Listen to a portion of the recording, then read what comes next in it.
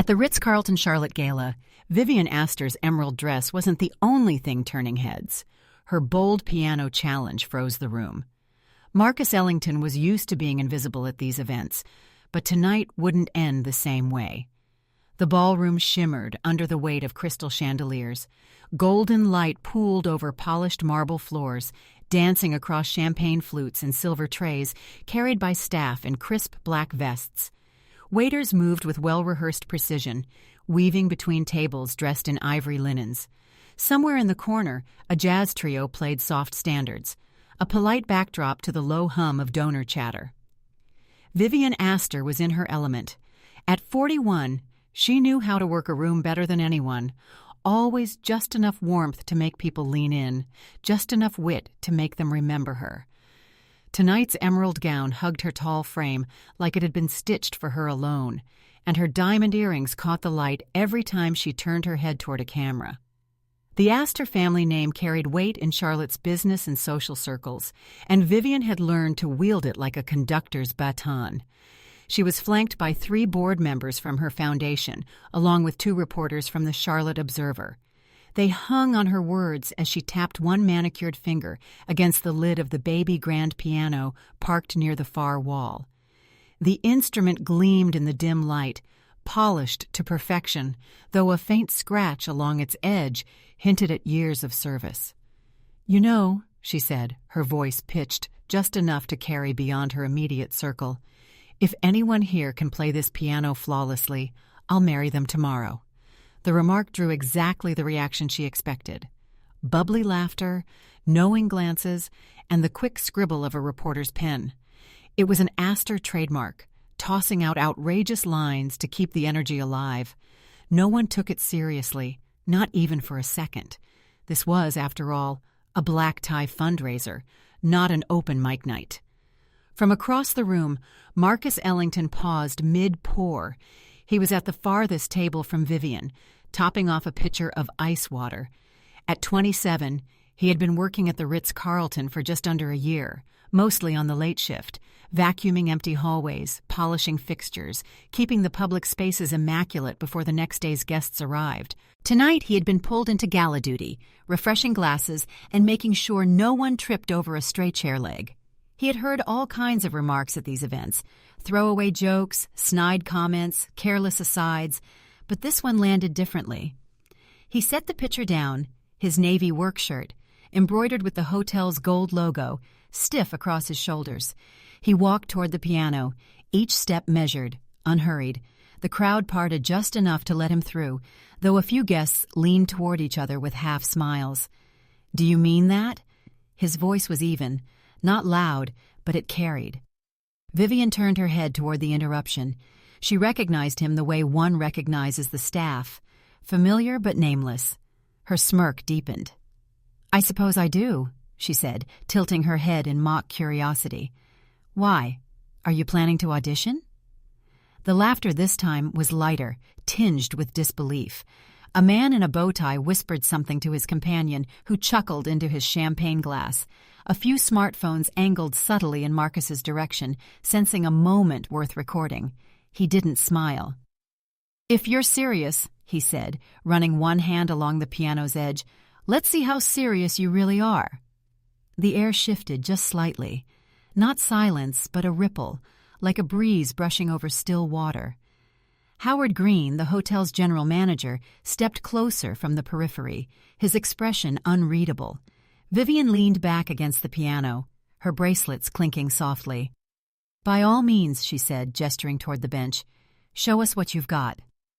Marcus turned away just long enough to park his cleaning caddy against the wall. A folded rag peeked out from its side pocket, and the scent of lemon polish lingered faintly as he moved. He lowered himself onto the piano bench, the black lacquer cool beneath his fingers as he adjusted its position. Around them, conversations dimmed. Even the jazz trio in the corner slowed to a stop, the bassist watching with mild interest. A woman in a navy satin gown fanned herself with the evening's program, her eyes fixed on Marcus. Somewhere near the back, a man's voice murmured, "This will be over in 30 seconds." Marcus didn't look up. He set his hands lightly on the keys, feeling the subtle give beneath his fingertips. The ivory was smooth, the faint scent of polish mingling with the sharper tang of champagne in the air. He took a breath, not to steady himself, but as though letting the room settle around him. Vivian crossed her arms, one eyebrow arched, her emerald gown catching the light from the chandelier. The crowd leaned in without realizing it. Anticipation and skepticism tangled in equal measure. Marcus set down his cleaning cart, pulls out the piano bench. No one expected the janitor to last 30 seconds, until the first chord silenced the room. From the moment his fingers touched the keys, Marcus knew the rest of the night would be different. The first sound that rose from the baby grand wasn't loud. It wasn't showy. It was a low, rounded chord, held just long enough for the air in the ballroom to shift. The note hung there, rich and clean, before he let it dissolve into the next. His touch was careful, exploratory, like someone greeting an old friend after years apart. Conversations that had continued in soft murmurs faltered. Vivian's smirk tightened almost imperceptibly, as though she'd just been reminded this wasn't part of the script. Guests closest to the piano leaned slightly forward, champagne flutes held aloft, but forgotten. Marcus's eyes stayed on the keys, his posture relaxed but precise. He wasn't in a hurry. The opening phrases were simple, deliberate, testing the piano's voice, feeling for its weight and tone. The instrument's resonance responded to him like it had been waiting for this particular pair of hands. A man in the front row muttered under his breath, "All right, maybe he's got something." But his voice carried a thread of surprise he hadn't intended to reveal. Marcus's left hand rolled into a sequence of deep, resonant bass notes, steady as a heartbeat, while his right hand began to sketch out a melody in the upper range. Light, airy, but anchored with confidence. The contrast drew a few more heads his way. He didn't look up to check if anyone was watching. He didn't need to. Years of playing alone in a cramped living room with chipped keys and uneven pedals had taught him to create a world that shut everything else out. Tonight, that world expanded to fill a ballroom. In the second minute, the melody began to shift. His fingers moved faster now, stitching notes together into patterns that looped and cascaded, one run sliding effortlessly into the next. The phrasing was classical in precision, but something warmer, gospel maybe, ran through its veins. The music seemed to breathe, swelling and receding like waves on a quiet shore. Phones lowered. The glances that passed between guests weren't mocking anymore. They were puzzled, almost uneasy, like they'd been handed a puzzle piece that didn't fit the picture they'd imagined. Vivian adjusted her stance, the bangles on her wrist catching a thread of light. She tried to keep her expression neutral, but her gaze was locked on his hands, following every arc and landing of his fingers. Marcus leaned into the middle register, letting a sequence of chords ring out fuller, richer. He played with the sustain pedal just enough to let the harmonies bloom, then pulled back to keep them crisp. A few guests in the second row exchanged quiet remarks, but this time their eyes didn't leave the piano. Near the side wall, Howard Green stood with his arms crossed. The general manager had seen Marcus pushing a vacuum down these same halls night after night, had passed him in staff corridors without more than a nod. Now he looked as though he were seeing him for the first time. 3 minutes in, Marcus shifted gears again. His right hand climbed the keyboard in a run so fluid it might have been liquid, while his left hand anchored it with rolling chords that pulsed with quiet force. The effect was hypnotic. The jazz trio in the corner was watching openly now, the bassist leaning against his upright with a grin that bordered on respect. The rhythm played against itself, light and quick on top, deep and steady below, creating a tension that drew the listeners in. Somewhere in the back, a man who had been checking his phone realized he'd stopped scrolling. Marcus let the tension stretch, then eased into a softer passage. Notes floated upward, delicate and deliberate, as though he were telling a story no one else had heard before. The hush in the room deepened. A woman in a pearl necklace pressed her lips together, her eyes bright, though she didn't quite understand why. By the 5th minute, the skepticism in the air had thinned to almost nothing. In its place was something quieter, more intent. People weren't waiting for him to falter anymore. They were hoping he wouldn't. Marcus let the melody breathe, creating space between phrases, the way a storyteller pauses before revealing the next turn. His head tilted slightly as he listened to the piano speak back to him, adjusting touch and timing to shape each note just right. Vivian's gaze drifted briefly to the crowd. She saw faces she knew, donors, executives, longtime acquaintances, leaning forward like schoolchildren, their attention pinned to the man in the navy work shirt. When her eyes returned to Marcus, she noticed something else. He wasn't playing for them. Not really. The next sequence drew a quiet gasp from someone near the front. His right hand spun through a set of arpeggios that seemed to shimmer in the air, while his left grounded them with chords that rumbled in the floorboards. It was skill, yes, but it was also something more difficult to name. Conviction, maybe, or a kind of quiet defiance. A man in a charcoal suit murmured to his wife, "That's not beginner stuff." She nodded, eyes still fixed on the keys. Marcus closed his eyes for a measure, then opened them again, landing the next chord with a firmness that made the strings hum a fraction longer. The pause that followed was brief but intentional, an inhale before the next thought. The song's arc was rising, and the crowd could feel it. Conversations had died completely now, the clinking of glasses muted as servers moved more carefully along the edges of the room. Someone in the back lowered their camera, as though watching through a lens wasn't enough anymore. And then, without fanfare, Marcus began to weave the two voices of his hands closer together. High and low, light and heavy, they met in the middle in a series of chords that felt inevitable, like a resolution you hadn't known you were waiting for.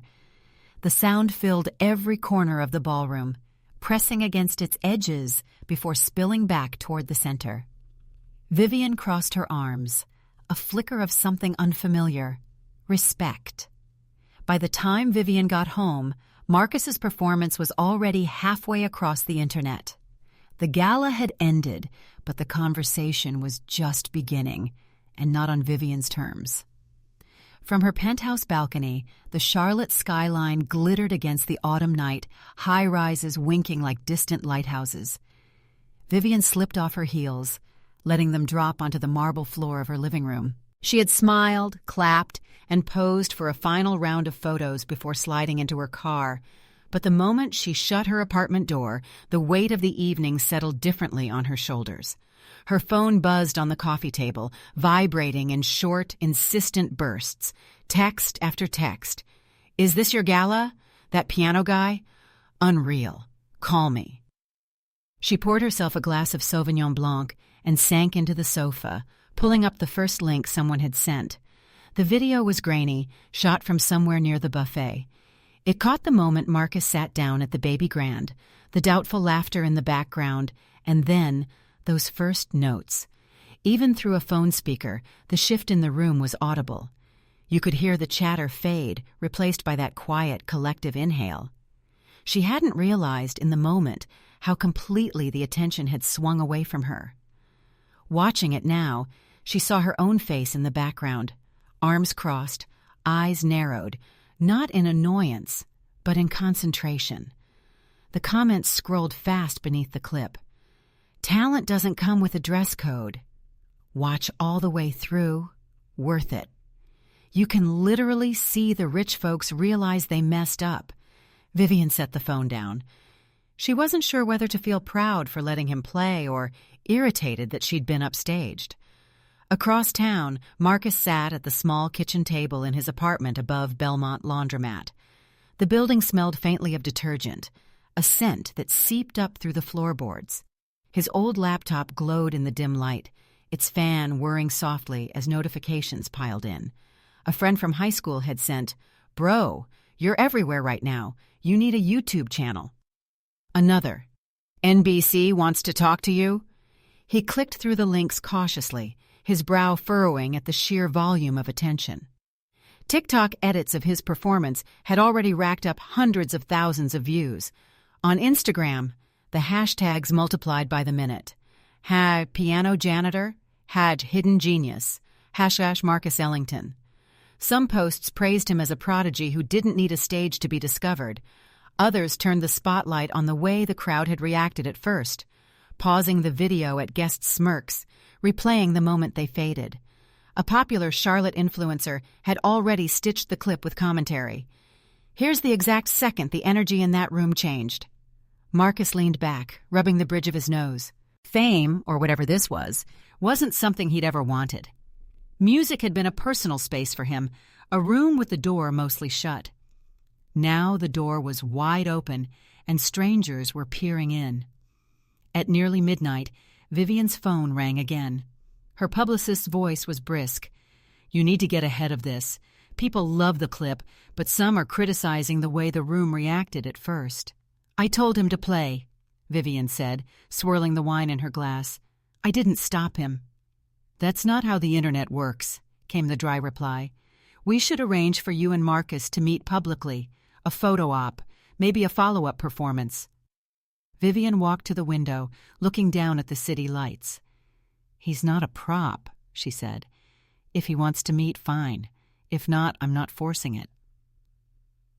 The next morning, Marcus's phone rang with an unfamiliar number. A reporter from the Charlotte Ledger. "Marcus, people want to know, do you plan to pursue music full-time now?" "I haven't decided," he said, his tone calm but firm. "I like playing, always have, but I don't think a viral video should decide my life for me." "What do you want people to take away from all this?" "That you don't know someone just by looking at them," Marcus replied. "And maybe that talent doesn't come with a dress code." The reporter paused, then let out a soft chuckle. "That's going to be quoted everywhere." By midday, national morning shows were running the clip under banners like the performance that stopped a gala. One station even brought in a music critic to break down his technique. "You can tell he's self-taught, but the phrasing is deeply intentional. That's rare." Meanwhile, at the Ritz-Carlton, Howard Green fielded calls from local news, national outlets, and even a talk show producer in Los Angeles. Guests from the gala left messages for the front desk, asking if Marcus would perform again. Some swore they'd recognized his skill immediately, though the video told a different story. In her office at the foundation, Vivian scrolled through her own inbox, invites to panels about hidden talent and breaking class barriers. But the truth was, she didn't control this narrative anymore. Marcus did. That evening, Marcus sat on the edge of his bed, scrolling through yet another wave of tagged posts. He paused at a still image, a freeze frame of him at the piano, head bowed over the keys, the chandelier's light catching the curve of the lid. The caption read, "Sometimes the right person is already in the room. You just haven't noticed yet." He stared at it for a long moment, then set the phone aside. The attention felt strange, but there was something about that line that stuck with him. In her apartment, Vivian picked up her phone, hesitated, then dialed. When Marcus answered, she said, "Meet me for coffee tomorrow. No cameras, just us." The air at Not Just Coffee smelled of roasted beans and unspoken apologies. Vivian wasn't used to waiting for someone else to set the tone of a conversation, but Marcus would. Mid-morning light streamed through the tall windows at 7th Street Public Market, laying bright rectangles across the concrete floor. Not Just Coffee hummed with a gentle kind of busy, strollers parked near the wall, a couple of laptops open on the communal table, a barista calling out names over the hiss of steam. Outside, the city moved. Light rail whispering past, a bus kneeling at the curb, a pair of office workers splitting a muffin on the bench. Inside, the clink of ceramic cups and the low thread of jazz kept time. Vivian stepped in and paused to take in the room. She had left her car with the valet on 7th and cut through the market to avoid being too conspicuous, sunglasses tucked into the collar of a camel coat. She wasn't in emerald tonight, just a navy sheath dress and flats, her hair pulled back in a way that felt almost unfamiliar. Her phone buzzed with another message from her publicist, which she ignored. The point of this meeting was not optics. She found Marcus tucked into a small two-top near the corner, where a potted fiddle leaf fig brushed the window. He'd chosen the seat with a view of the doorway, not like he was being cautious so much as practical. His posture was easy, one hand wrapped around a paper cup, the cardboard sleeve turned slowly between his fingers. A canvas jacket lay over the back of his chair. He looked like someone used to living in motion and making room for other people's roots. When she reached the table, Marcus stood out of politeness. "Ms. Astor?" "Vivian's fine," she said, offering a quick, rueful smile. "Thank you for meeting me." He nodded. "Coffee?" "I'll grab something," she said, then hesitated. "Do you want—" "I'm good, black," he added, lifting the cup. "They roast it right here." She joined the line and ordered a cappuccino, adding a blueberry scone because it felt like the kind of neutral gesture civilians made in neutral places. She tipped a couple dollars into the jar, 2 small bills folded quietly, and returned to the table, setting the pastry between them like a peace offering. "I owe you an apology," she said, not sitting yet. The words surprised even her with how quickly they came. "That night I turned you into a headline without thinking about the person inside it." Marcus studied her for a heartbeat, then gestured to the chair. "Have a seat." Vivian sat, smoothing her skirt, choosing to hold his gaze rather than the cappuccino. Up close, he looked younger than he had at the gala. Daylight tended to do that to people, but there was still something steady in him, a center of gravity that didn't belong to anyone else's expectations. "I didn't play to prove you wrong," he said after a beat. "I know." Vivian exhaled, the line of her shoulders softening. "Which makes me more embarrassed." He shrugged. "People say things at parties. I've been on the receiving end before." A barista slid another order onto the counter. The bell on the door chimed. A toddler laughed 2 tables over. The mundane sweetness of the cafe knotted the edge out of the moment. Vivian unwrapped the scone and broke it in half. "Can I ask you something that isn't for a camera?" "You can ask," he said, a hint of a smile. "How long have you been playing like that?" He considered. "I started when I was 10. My mom bought an old upright from a church sale. $50. Couple of keys didn't work. Pedals squeaked. And you just taught yourself?" "Lessons weren't in the budget," he said simply. "So I listened, copied, messed up, tried again. Saturday mornings I used to sneak into the community center, play until the janitor kicked me out." He paused, the corner of his mouth lifting. "Funny how that worked out." Vivian smiled despite herself. "And now you're the janitor." "Sometimes you circle back to where you started," he said. "Different angle, same room." She took a sip of cappuccino, the foam brushing her lip. "Why not pursue it professionally?" "Life happened," he said. "My mom got sick when I was 17. Bills stack up fast. Music doesn't pay most people's rent unless you win the lottery or know exactly who to call." He looked out the window for a second, following the light rail's reflection as it shivered along the glass. "I kept playing. Kept it mine. And now it isn't," she said, softer than she meant to. "It still is," he countered. "Even if 1 million people watched a 30-second clip, they didn't get all of it. They got a window, not a map." Vivian turned the scone in her fingers. "I've been thinking about windows and maps a lot these last 2 days." She glanced toward the espresso machine. "The internet wants me to say something, to define what happened in a neat sentence." "And you?" Marcus asked. "I wanted to hear your sentence first," she said. "Off the record." He nodded, slow. "I played because the piano was there, because I knew what I could do and I was tired of pretending I didn't." Vivian let silence sit with them for a moment. Through the window, a man in a Panther's cap paused to tie his shoe. Life refused to be cinematic on cue, which felt like mercy. "My foundation runs an annual benefit," she said finally. "Bigger stage, real sound, people actually listening. If you want it, I can put you there." Marcus didn't look surprised. Offers had been flooding his phone since the clip went wide, but this one came without a camera, without a press release drafted in the wings. He set his cup down, folding his hands around the warmth. "I don't want to be a viral charity case," he said. "Neither do I," she answered, matching his directness.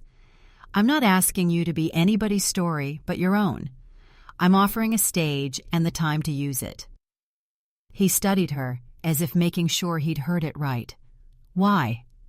Vivian had to think about that, because the answer she would have given last week wasn't the answer in her mouth now. "I like beautiful things," she said finally. "I've spent most of my life curating them. Events, moments, rooms that feel better when you leave than when you walked in. The other night, you made a room I thought I owned belong to something else. It was humbling and good." He absorbed that without flinching, which she appreciated. He didn't seem interested in punishing her for honesty. He also didn't rush to reward it. A young couple at the next table got up to leave. The guy pushed his chair in with a scrape, nodded at Marcus, half recognition, half shyness, and dropped a folded receipt with a note scrawled on the back before they went. Marcus turned it over.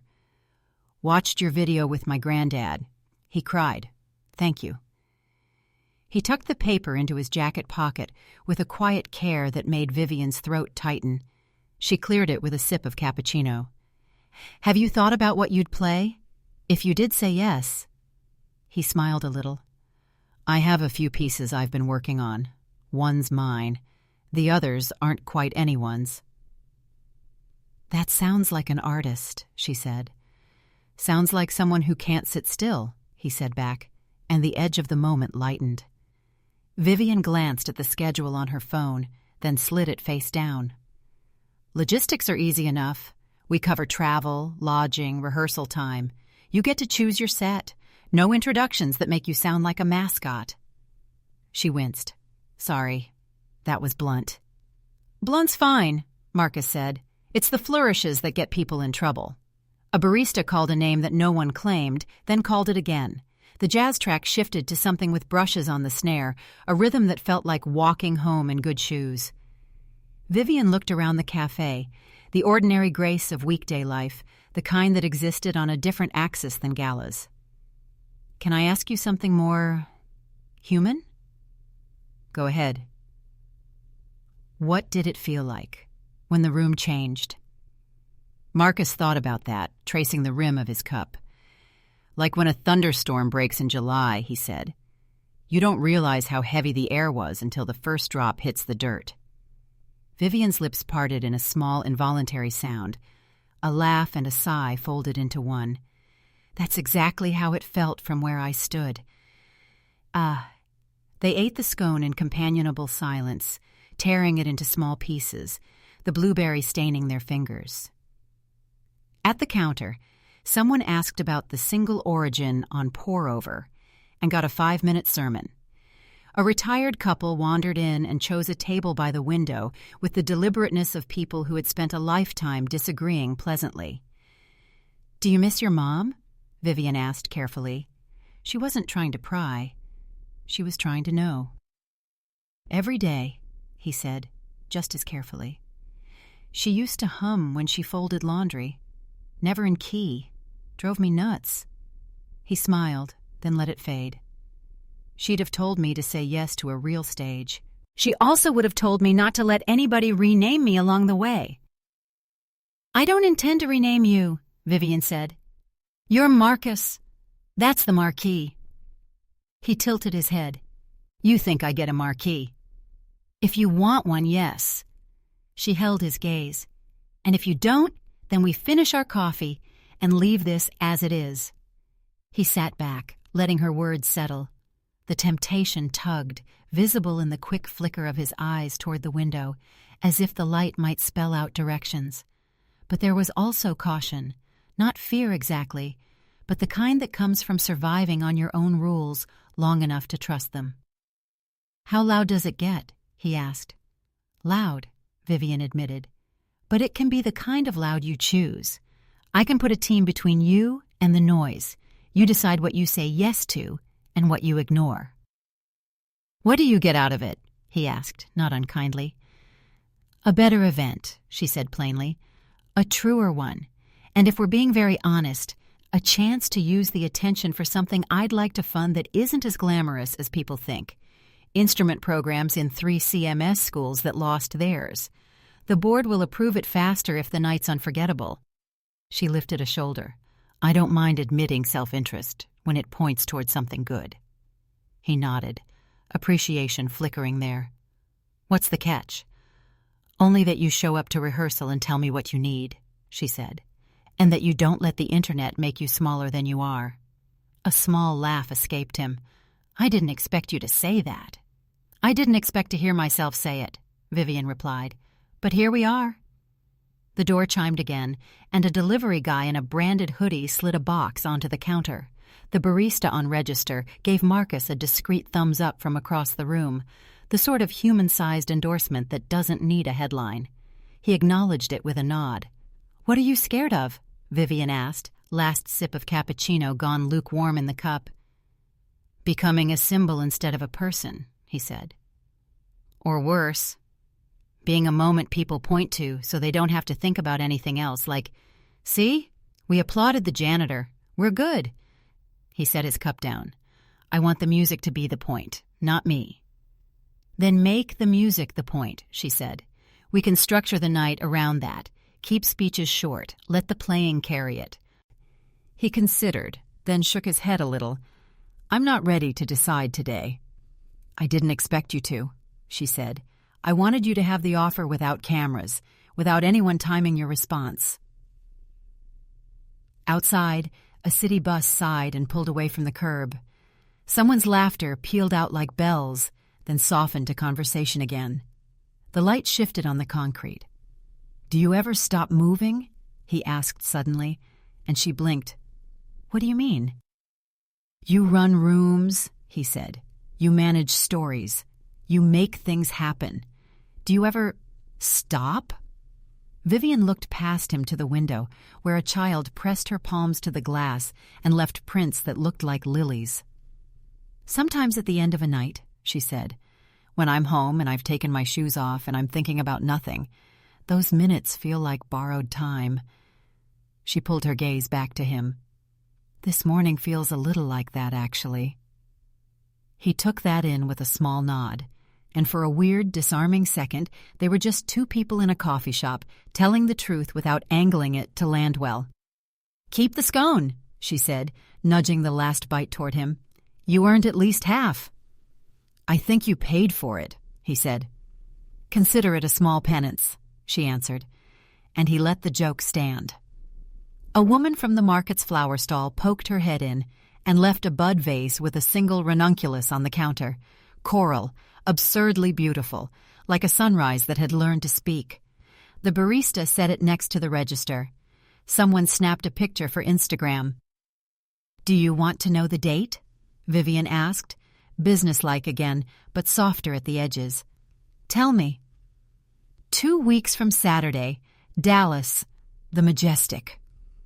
She watched his reaction and found not fear exactly, but the quick tallying of variables in a responsible mind. Work schedule, flights, practice time. I can cover your shifts, she added.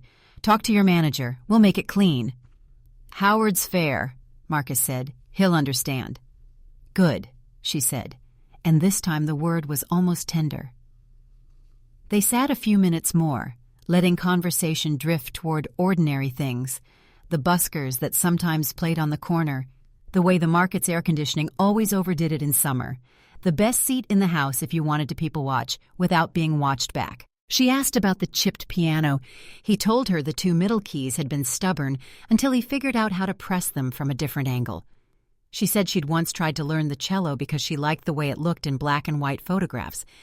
He said that was a perfectly good reason to try, and also a perfectly good reason to quit. When they finally stood, the cafe had thinned. He slid into his jacket. She gathered her coat over her arm. The barista gave Marcus a quiet salute. He returned it, then pushed his chair in. At the door, Vivian hesitated. Marcus noticed and waited. She met his eyes, steady. You've got an opening right now most people never get. Think about it. The banquet hallway at the Ritz-Carlton had a way of swallowing sound. Even the rattle of Marcus's cleaning cart was dampened. the clink of spray bottles tucked inside the metal frame lost to thick carpet and high ceilings. He was halfway to the service door when Eli from the front desk appeared, breathless. "You've got a visitor," Eli said. Marcus kept rolling. "Tell them I'm working." "She's not leaving until you talk to her." Eli's tone made it clear. This wasn't a guest complaint or a lost credit card.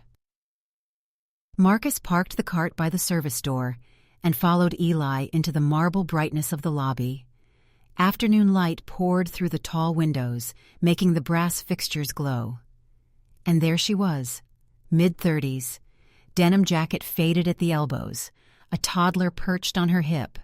Her hair was pulled back, but a few strands caught the sun, turning copper at the edges. She turned when she heard their steps. Her eyes, tired but intent, lit up. "You don't know me," she began, adjusting the boy's weight on her arm. "But I saw your video." Marcus braced himself. The last 48 hours had been a blur of strangers telling him they'd seen the video. Compliments mixed with weird offers, the occasional backhanded remark disguised as curiosity. This felt different already. Her voice trembled. "I watched it twice," she said. "My son." She tipped her chin toward the boy, maybe 3 years old, cheeks full, gaze wandering. "He doesn't talk much yet, but when I played your clip, he sat still, listened the whole way through. That never happens." The boy shifted, one hand clutching the fabric of her jacket, the other holding on to a small plastic truck.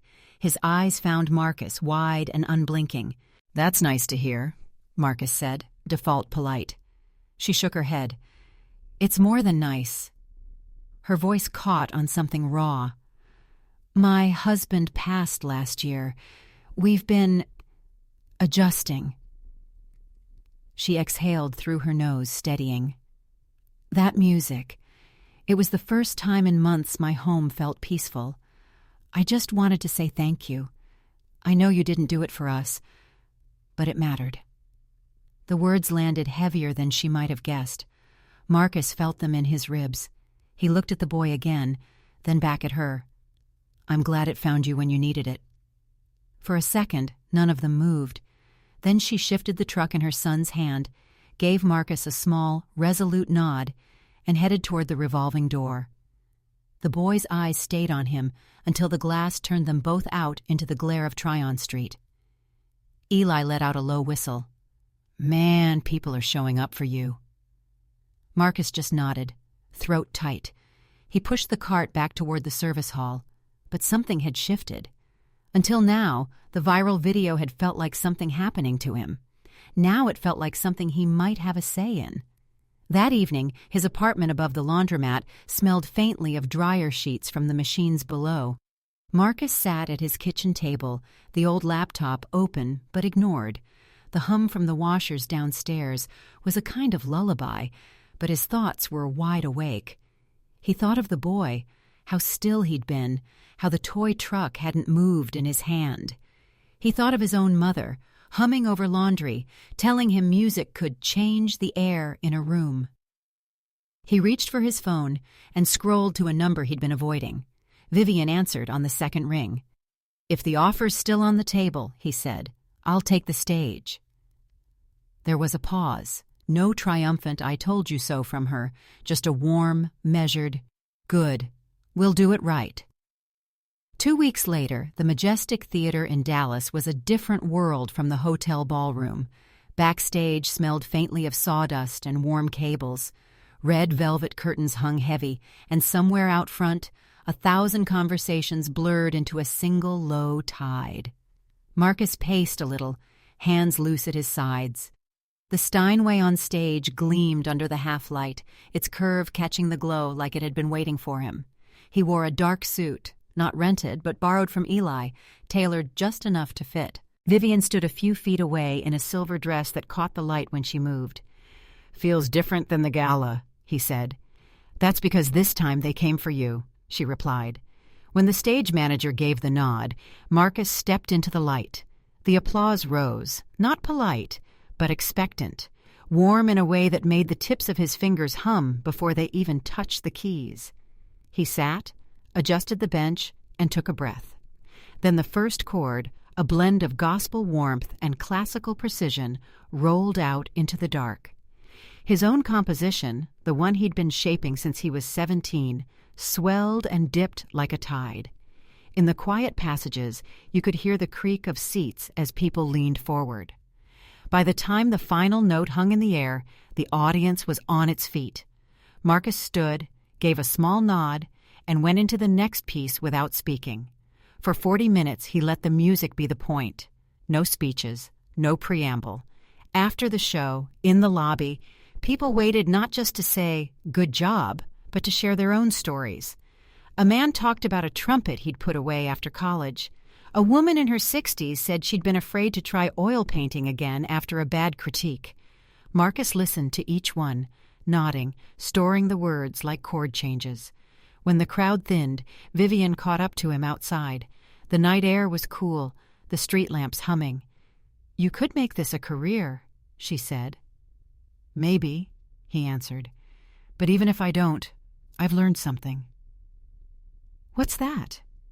"That what you carry matters," he said. "Even if no one sees it right away, even if they laugh first." He glanced back at the theater doors, where the last guests were leaving. "Sometimes the right moment comes when you're not asking for it, but you'd better be ready when it does." Vivian nodded.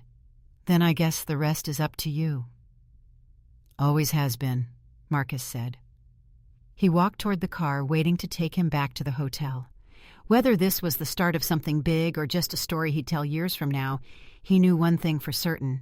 His music wasn't staying hidden anymore. 3 weeks after Dallas, Marcus was back in Charlotte, standing in the corner of a community center gym that smelled faintly of floor polish and popcorn. The folding chairs were half filled with families from the neighborhood. Kids darted between rows, the sound of sneakers skidding on wood echoing up to the steel rafters. He hadn't come here to play.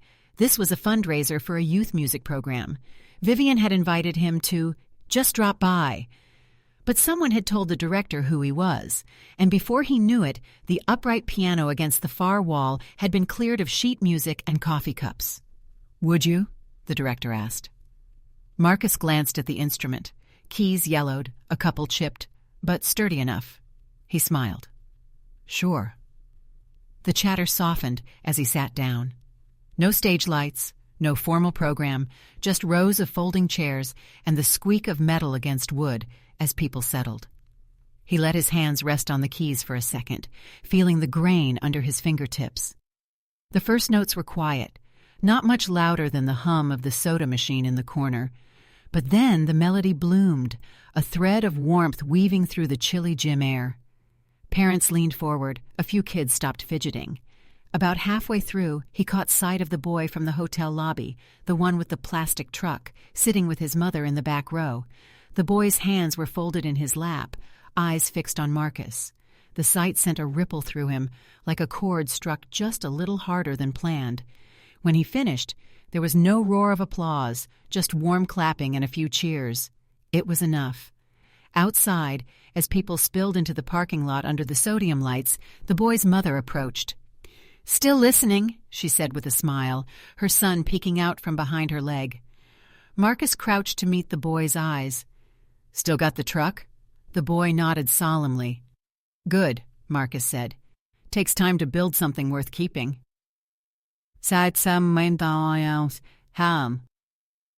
Later that night, back in his apartment, Marcus sat at the kitchen table with the old chipped laptop in front of him. He opened a blank document and began typing. Not a song, but a list. Names of people who'd told him they'd put their instruments down. People who'd said his music made them want to try again. He didn't know if he'd tour or record or fade back into the quiet life he'd had before, but he knew he wasn't closing the door. Not anymore. His mother's voice came back to him. "You're telling stories without words," he smiled. The next morning, he posted a short clip to his barely used social media. Him at the community center piano, playing a few bars, then looking into the camera. "Whatever you've been carrying," he said, Don't wait for the perfect stage. Use the one you've got. You never know whose life it might change, including yours. He hit upload and closed the laptop. Outside, the sun caught on the laundromat's windows below, scattering light across his small kitchen. For the first time in weeks, the day ahead felt wide open. Sometimes, when I look back over a lifetime of noise and chatter, it's the quiet, unannounced moments that stay with me. The night Marcus sat at that battered piano in the community center wasn't gilded with chandeliers or velvet ropes, but it carried the kind of light you don't see so much as feel. A boy with a toy truck, a melody stitched from gospel and memory, and a room full of strangers leaning in without knowing why. These are the small mercies that keep the heart steady. And here's the truth I've learned, the one I hope finds you wherever you are tonight. The measure of a person is never stitched into the cut of their suit or the polish of their shoes. It's in the way they hold their ground when the world doubts them, the way they let their gifts speak without shouting. Marcus didn't just play to prove a point, he played to tell a truth. In a time when the Black community often carries the weight of being underestimated, moments like his become more than personal victories. They are quiet acts of restoration. Hold on to your dignity, friends. Stand up for what you know is right, even if you do it with nothing more than steady hands and a calm voice. Justice and truth aren't always delivered with the fanfare of headlines. Sometimes they arrive on worn keys in the back of a gym or in the unwavering gaze of a child. The Black community knows well that these flashes of grace can outshine years of being overlooked. And maybe, just maybe, what you create from your scars will be the bridge someone else needs to cross. It's a lesson that stretches beyond one man, one piano, or one night. Just as a lighthouse doesn't choose the ships it guides, the kindness or courage you offer might touch someone you'll never meet. In my own life, I've seen how a small, unassuming gesture, a hand on a shoulder, a song in a quiet room, can reroute a person's path. For the Black community, sharing those gifts is both an act of survival and of generosity, a reminder that beauty grows even in the soil of struggle. So take a moment now, think about the faces you pass each day, the stories you've never asked to hear. Maybe the next time you're tempted to measure someone by the surface, you'll remember Marcus at that piano and you'll choose to listen first. If this story has found its way into your heart, consider passing it along, not as a chain to be kept going, but as a thread to weave into someone else's day. You never know whose light you might kindle, or how far that glow will reach. Because sometimes, the smallest spark in the most unexpected place is all it takes to change the weather inside someone's soul.